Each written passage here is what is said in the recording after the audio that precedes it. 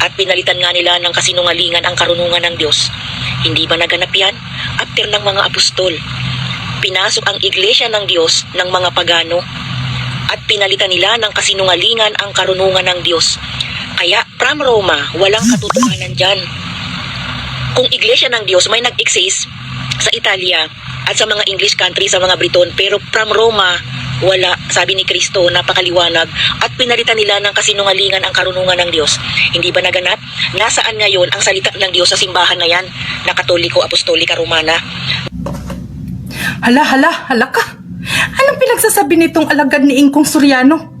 Sinasabi niyang walang katotohanan sa Roma at pinalitan nila ng kasinungalingan ang salita ng Diyos. Suriin nga natin ang nang naaayon mismo sa kasulatan kung talaga bang walang bahagi ang Roma sa plano ng Panginoon. Kung totoo ang pahayag niya, bakit si Pablo ay inutusan mismo ng Panginoong Hesus na magpatotoo doon?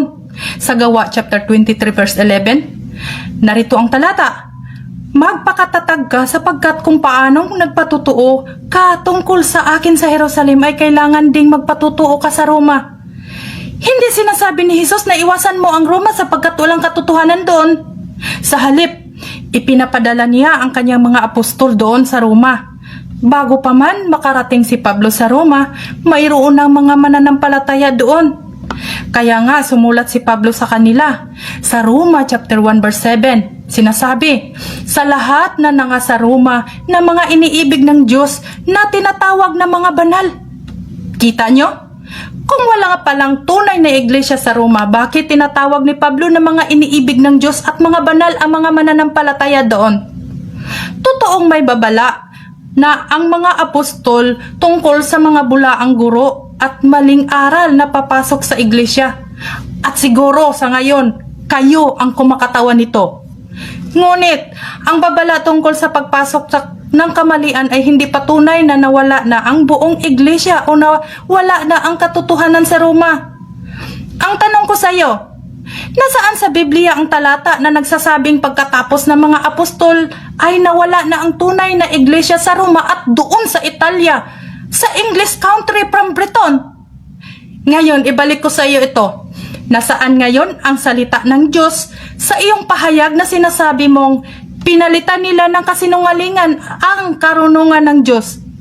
Parang ikaw yata ang nagpalit ng kasinungalingan sa salita ng Diyos. Dahil wala kang maipakitang talata ni isa, samantalang ang Katoliko ay malinaw na nagpahayag. May mga Kristiyano sa Roma, sumulat si Pablo sa kanila, tinawag silang mga banal at iniibig ng Diyos. Dahil inutusan mismo ni Jesus si Pablo na magpatotoo doon sa Roma. Kaya dapat ang batayan natin ay kasulatan at kasaysayan. Kung sasabihin mong ang lahat ng nasa Roma ay pawang kasinungalingan, kailangan mo munang patunayan kung bakit ipinadala ni Kristo ang kanyang apostol doon at bakit kinikilala ni Pablo ang mga mananampalataya roon bilang mga banal at minamahal ng Diyos. Tingnan natin kung mapatunayan mo ba ang lahat na pinagsasabi mo. Ngayon, sa lahat ng nakapanood nito, nasa inyo na ang desisyon kung alin ang tunay at totoo. At inadapt na rin ng Apostolika Romana ang Trinity dahil nakita nila ng mga papa na lumalaganap na ang Kristyanismo at nagsimula na rin sila gumamit ng salitang Biblia, pero hindi talaga nila ito sinusunod. Kunwari lang na may Biblia sila at sa paglipas ng maraming taon, kinlaim na nila na sila ang may-ari nito. Nakakatawa talaga ang pahayag ng babaeng ito. Maniniwala pa ba kayo sa kanya? Saan nga ba nanggaling ang salitang Trinity na sinasabi niyang gumagamit na rin ang mga papa dahil nakita na dumadami ang Kristyanismo? Ang salitang Trinity o Trinidad ay hindi literal na mababasa sa mga pahina ng Biblia, pero ang katotohanan, ang simbahang Katoliko ang unang gumagamit at nagpaliwanag ng salitang ito upang ipagtanggol ang doktrina na ang Ama, Anak at Espiritu Santo ay iisang Diyos. Ang terminong Trinitas ay unang ginagamit ng isang tanyag na Christian theologian na si Tertullian noong unang bahagi ng 3rd century, taong 200 plus AD. Formal itong pinagtibay sa mga pagpupulong ng mga simbahan tulad ng Council of Nicaea noong 325 AD, bago pa man penal na pinagsama-sama ang aklat ng Biblia. Nang humiwalay ang mga Protestante noong 16th century Reformation, dinala at tinanggap pa rin nila ang doktrinang ito na Trinity mula sa tradisyong Katoliko dahil nakita nilang tugma ito sa tinuturo ng kasulatan. Number 2, sino ba talaga ang nauna? Ang Biblia o ang simbahan? Kung titingnan natin ang kasaysayan, nauna talaga ang simbahan bago nabuo ang Biblia. Noong panahon ni Jesus at ng mga apostol, wala pang New Testament o ang Biblia na hawak natin ngayon. Ang meron lang sila ay ang tradisyon ng pangangaral, oral tradition, at ang mga lumang kasulatan ng mga Hudyo, Old Testament. Nang mamatay at nabuhay muli si Kristo, nagsimula na ang simbahan at ang pamumuno ng mga apostol. Lumilipas muna ang ilang dekada bago na isulat ang mga ebanghelyo at mga sulat ni San Pablo. Pagkatapos noon, dumaan pa ng ilang daang taon ng diskasyon sa loob ng simbahan para pagpasyahan kung alin ang mga aklat na talagang karapat-dapat isama sa Biblia. Kaya sa madaling salita, ang simbahang Katoliko ang nag-ipon, nag-alaga at nagbuo ng Biblia, hindi ang Biblia ang nagtayo ng simbahan. Pangatlo, kinuha lang ba o kiniklaim ng Katoliko ang Biblia? Hindi sa kiniklaim lang ng Katoliko ang Biblia para magkunwari sa kasaysayan. Ang mga unang Kristiyano at ang mga sinaunang obispo ng simbahan ay naging ugat ng simbahang Katoliko na mga taong nag-ingat ng mga orihinal na sulat, manuscript. Sila ang nagkopya manumano nito sa loob ng maraming siglo bago na imbento ang printing press. Kaya kung tingnan mabuti ang kasaysayan ng mundo, hindi pwedeng paghiwalayin ang pagkabuo ng Biblia. Nailathala ni Brother Eli sa mga Bible Expo.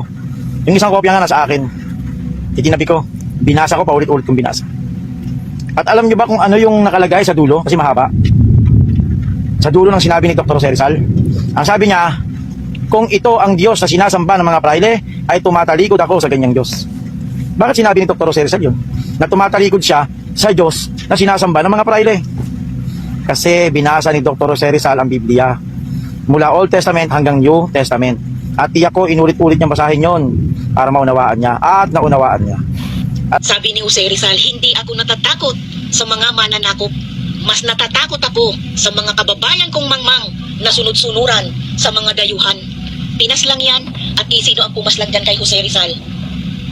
Yung pinagtatanggol ninyo, ang pumaslang dyan, pinay-rank squad yan. Bakit? May prinsipyo. Kayo malaya na mangmang pa rin hanggang ngayon. Aray mo. Aray ko nga! Nakakahiya yun ha? Nakakahiya para sa inyo. Alam niyo po ba, mga taga-sunod ni Soriano, kung sino ngayon ang tunay na mangmang? Ang nagsiwalat ng hindi man lang nagsuri kung talaga bang ganyan ang pagkasulat ni Rizal. Itigil nyo na ang paggamit ng mga gawa-gawang sipi para palabasing anti-katoliko ang ating pambansang bayani. Ang katotohanan sa talatang, kung ganito ang Diyos na sinasamba ng mga praile ay tatalikod ako.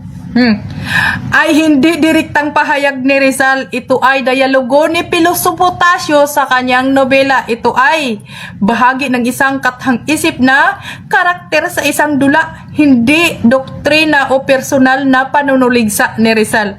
Ang pinupuna ni Rizal sa kanyang mga akda ay ang mga prailing abusado na ginagamit ang relihiyon para sa sariling kapakanan at politikal na kapangyarihan, hindi ang pananampalataya mismo. Ang pagtuligsa sa maling gawi ng tao ay hindi pagtalikod sa tunay na Diyos. Pangalawa, tungkol naman sa linyang, hindi ako natatakot sa mga mananakop, natatakot ako sa mga mangmang na kababayan na sunod-sunuran sa mga dayuhan. Wala itong basihan sa anumang liham, artikulo o aklat ni Rizal. Ito ay imbensyon lamang. Ang pagpapakalat nito ay hindi lang panlilinlang. Ito ay propaganda na ginagamit ang pangalan ng bayani para sa agenda ng pagwasak ng simbahan.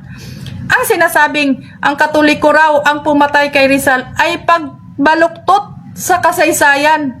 Ang mga prailing sangkot ay nagsilbi sa kolonyal na gobyerno ng Espanya, hindi sa dalisay na doktrina ng simbahan. Huwag gamitin si Rizal para sa inyong piking negatibong pahayag. Kung tunay ang mga talatang ipinagmamalaki ninyo, patunayan ninyo. Ipakita ninyo kung saan itong libro o anong pahina ito mababasa. upang suriin ko kung ito ba'y original o gawa-gawa. Parang hindi kayo nag-aral ng sibika noong kayo'y bata pa. Siguro, nagkating classes kayo noon at ngayon lang kayo nagbabak subject. Ang masaklap ay si Soriano ang naging guro kaya ligaw ang turo. Kung gusto ninyo maging tunay na makabayan, magbasa kayo ng totoong dokumento, hindi iyong kung ano lang ang naririnig nyo kay Soriano.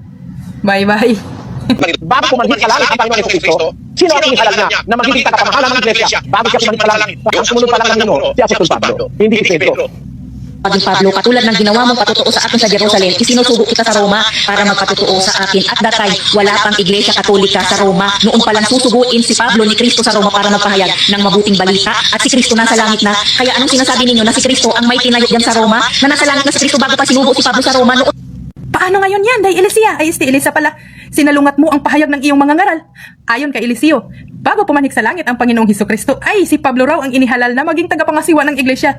Dahil ayaw niyang tanggapin na si Pedro ang inihalal ni Jesus bago pumanhik sa langit. Sa pahayag mo naman, nasa langit na si Kristo nung tinawag si Pablo upang mangasiwa ng iglesia.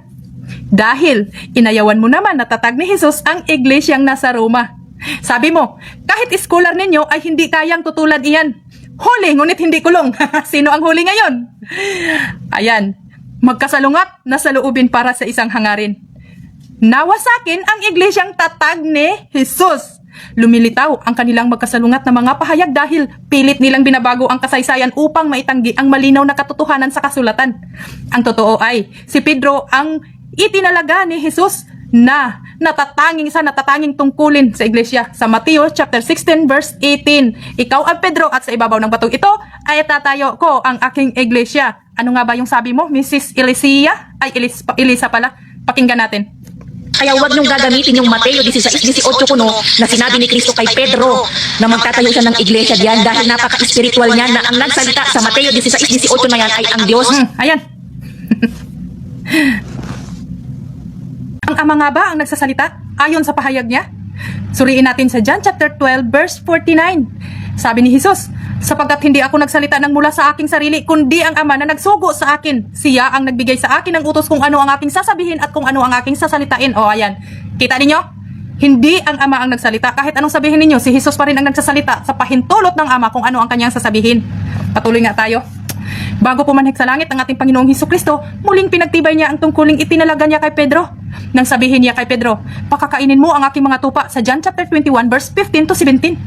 Parang isang magulang na di mapakalikayat, 3 beses niyang tinanong si Pedro kung mahal ba talaga ni Pedro si Jesus at bawat sagot ni Pedro ng 3 beses din ay nakiusap si Jesus na alagaan at pakakainin ang kanyang mga tupa.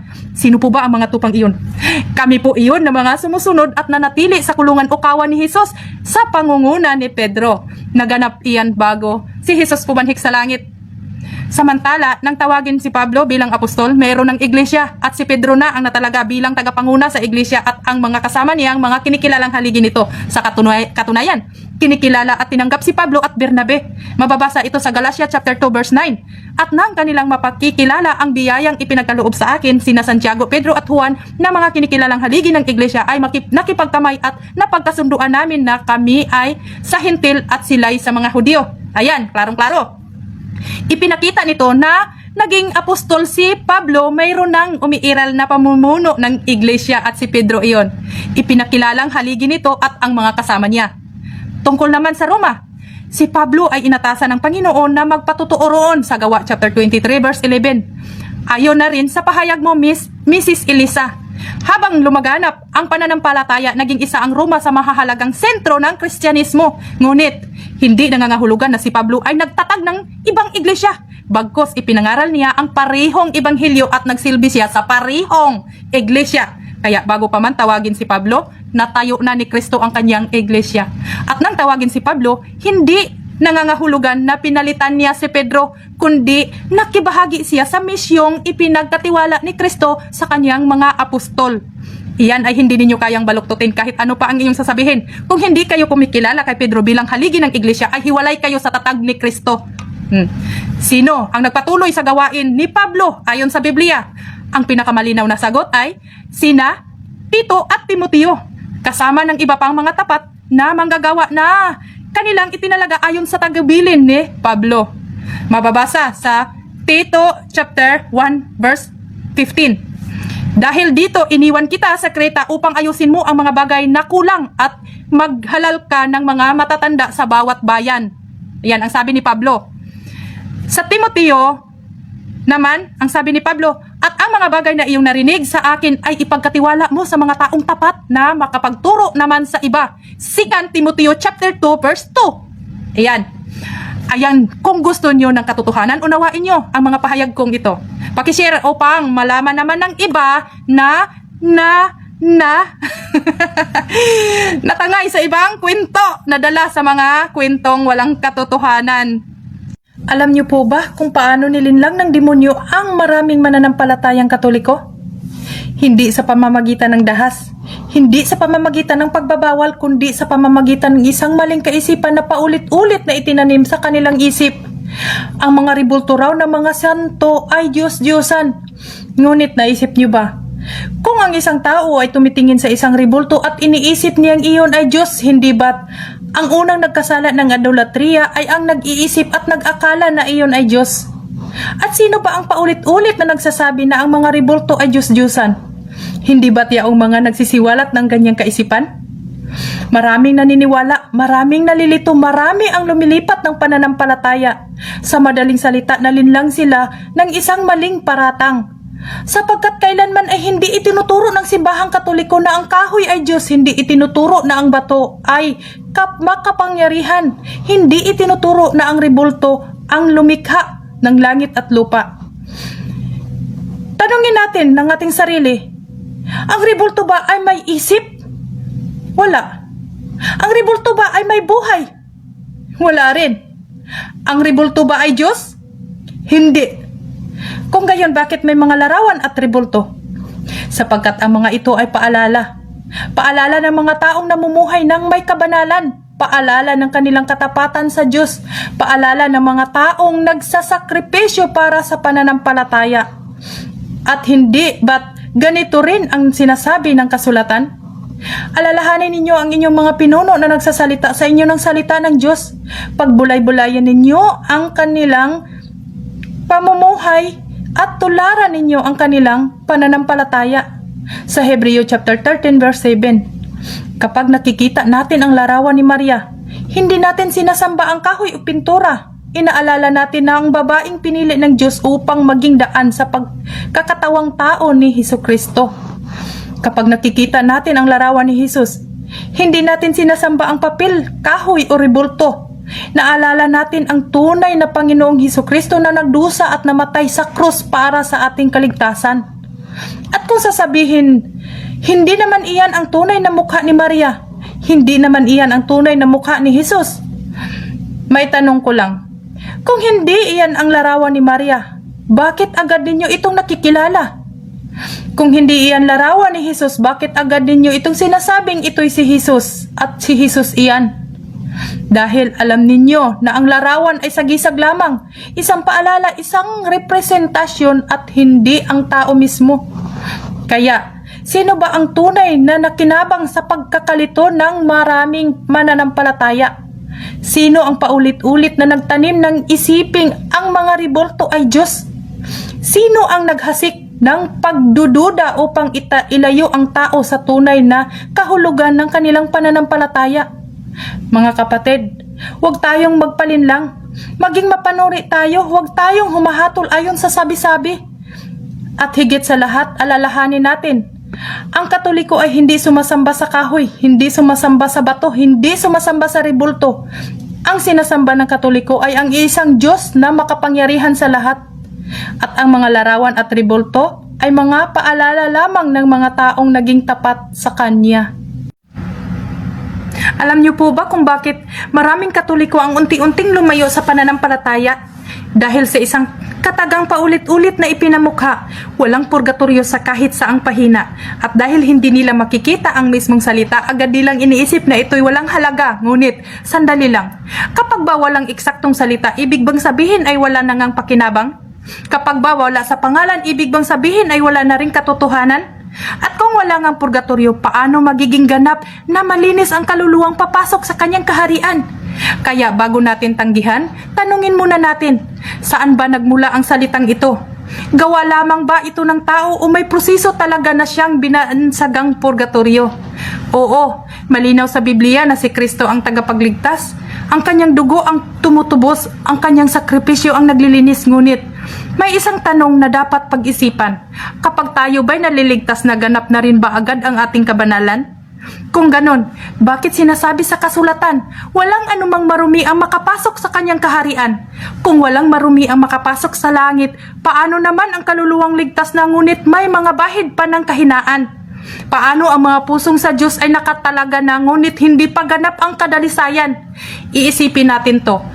Kung inimbitahan ka ng hari sa kanyang dakilang piging dahil ikaw ay tapat at masunurin, ngunit pagdating mo puno ng putik ang iyong kasuotan, papasukin ka ba agad sa kanyang bulwagan? O lilinisin ka muna upang maging karapat-dapat sa kanyang harapan? At dito pumasok ang hiwaga ng pagdalisay, hindi sa apoy na sumisira, kundi sa apoy na nagpadadalisay, hindi sa apoy ng kaparusahan, kundi sa apoy ng paghahanda. Kaya ang sinasabi ni Apostol Pablo, ang gawa ng bawat isa ay susubukin sa apoy, at kung may masusunog man, siya'y maliligtas pa rin, ngunit sa paraang dumaan sa apoy. At hindi lamang iyan, may binabanggit din si Apostol Pedro na si Kristo ay nangaral sa mga espiritong nasa bilangguan, at kung wala talagang anumang uri ng pagdalisay, kung lahat ay diretso na agad sa hatulan, bakit pa nagkaroon ng ganitong mga talata upang pagnilayan? At bakit pa ipananalangin ang mga yumao? Bakit pa ipangaral ang ibanghilyo sa mga patay? Kaya sa huli, ang usapin ay hindi lamang nasa Biblia ba ang salitang purgatorio, kundi kung ang Diyos ay banal, kung walang anumang marumi ang makapasok sa kanyang kaharian, paano niya nililinis ang mga kaluluwang hindi pa handang tumayo sa kanyang harapan? Marahil, ang tanong ay hindi kung bakit may purgatorio, kundi kung bakit marami ang tumatangging pag-isipan ang pagdalisay na paulit-ulit na ipinahiwatig ng salitang itong purgatorio. Hindi lang sa larawan at purgatorio ang dahilan kung bakit may lumisan sa Katoliko. Isa na riyan ang rosaryo. Antikristo daw ang rosaryo, walang kabuluhan dahil paulit-ulit at gawa lang ng tao. Ngunit sandali, ang itinuro ba ni Jesus ay bawal ang pag-uulit o bawal ang walang kabuluhan at inuulit-ulit? Marami ang nagsasabing antikristo ang rosaryo, ngunit bago kayo humatol, bago kayo magbato ng paratang, maaari nyo bang isa-isip ang aking argumento? Kapag hinawakan ko ba ang rosaryo, si Maria ba ang pinagninilayan ko o si Kristo? Kapag sinimulan ko ba ang unang misteryo, si Maria ba ang ipinaglihi ng Espiritu Santo o ang salitang nagkatawang tao? Kapag binubulay ko ba ang mga pahinang ito, si Maria ba ang nagpapagaling ng may sakit, nagpapatawad ng kasalanan o nangaral ng kaharian ng Diyos? O si Kristo? Kapag narinig ko ang pahayag sa Kalbaryo, si Maria ba ang ipinako sa cross? Si Maria ba ang nagbuhos ng dugo upang matubos ang sanlibutan o ang kordero ng Diyos na nag-alis ng kasalanan ng mundo? Kung antikristo ang rosaryo, bakit si Kristo ang laman ng bawat pagninilay nito? Sa masayang misteryo na pinagninilayan sa araw ng Lunes at Sabado, naroon ang anghel na nagsasabing, "Magalak ka, puspos ka ng grasya." Luke chapter 1 verse 28. Si Elizabeth na nagpahayag, "Pinagpala ka sa babaeng lahat at pinagpala ang nasa sinapupunan mo." Sa Lucas chapter 1 verse 42. Ang Bethlehem, ang gabi ng kapanganakan, ang sabsaban, ang mga pastol at ang tagapagligtas, naroon ang pag-aalay. Ang batang Jesus na natagpuan sa piling ng kanyang ina. Kaya tanong ko, kung antikristo ang rosaryo, bakit nagsisimula ito sa pagsilang ni Kristo? Sa misteryo ng liwanag na ipinagninilayan sa araw ng Huwebes, naroon ang Hordan, ang tinig mula sa langit. Ito ang minamahal kong anak. Sa Mateo chapter 3 verse 17. Babasa sa Kana, kung saan ipinakita ni Jesus ang unang tanda ng kanyang kaluwalhatian, ang pangangaral. Magsisi kayo at sumasampalataya. Sa Marcos chapter 1 verse 15, naroon ang tabor kung saan nagniningning ang kanyang mukha, at ang huling hapunan kung saan ibinigay niya ang kanyang katawan at dugo. Kung antikristo ang rosaryo, bakit ministeryo ni Kristo ang laman ng bawat misteryo? Sa hapis na misteryo na pinagninilayan sa araw ng Martes at Biyernes, ang hardin ng Getsemani, ang pawis na naging dugo, ang katahimikan puno ng dalamhati, naroon ang paghahagupit, ang koronang tinik, naroon ang balikat na pasan ng krus, ang mga pako, ang kalbaryo, naroon ang sugatang katawan ng anak ng Diyos. Kung antikristo ang rosaryo, bakit krus ni Kristo ang nasa gitna nito? At kung binigkas ang Aba, Ginoong Maria, hindi ba't ang mga unang salita nito ay hinango mula sa kasulatan? Magalak ka, puspos ka ng grasya, pinagpala ka sa babaeng lahat. Luke chapter 1 verse 28 at 1 verse 42. Kung ang mga salitang ito ay nanggaling sa isang anghel at sa isang babaeng puspos ng Espiritu Santo, kailan naging antikristo ang mga salitang mula sa Biblia?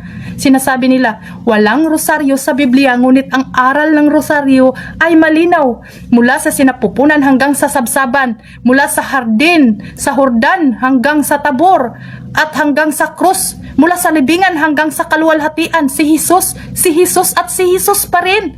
Kaya kung antikristo ang rosaryo, bakit bawat misteryo ng kwento ni Kristo, bakit bawat dekada ay pagninilay kay Kristo, bakit bawat butil ay umaakay sa isip patungo kay Kristo, at bakit sa dulo ng lahat ang pangalang pinakamadalas barinig, ang pangalang pinakamadalas sambitin, ang pangalang pinakamadalas bulayin ay mismong si Jesus Kristo, ang Alpha at ang Omega, ang simula at ang wakas, ang sentro ng rosaryo at ang tagapagligtas ng sanlibutan.